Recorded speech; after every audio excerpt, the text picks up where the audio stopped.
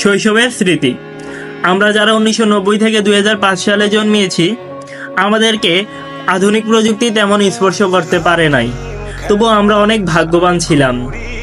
আমরা ছোটবেলায় আমাদের জামার মধ্যে হাত ঢুকিয়ে বলতাম আমাদের হাত নেই।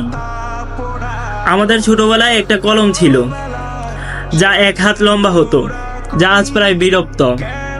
আমাদের সময় একটি কলম ছিল যার 4টি কালি থাকতো। আমরা চেষ্টা করতাম বোতামে ক্লিক করে 4টি কালি একসাথে বের করতে, যা অসম্ভব ছিল। আমাদের সময় কাঠ পেন্সিল কেটে কেটে অনেকটি কাঠ পেন্সিলে রূপান্তর করার চেষ্টা করতাম, যে কার কাছে কয়টা কাঠ পেন্সিল আছে।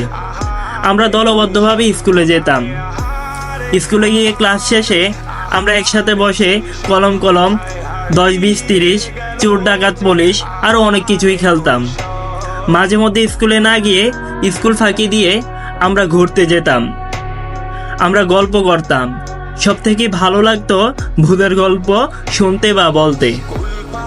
স্কুল থেকে এসে সিসিমপুর, হাতিম তাই আরও অনেক কার্টুন ছিল, যা না দেখলে দিনটাই অনেক খারাপ যেত।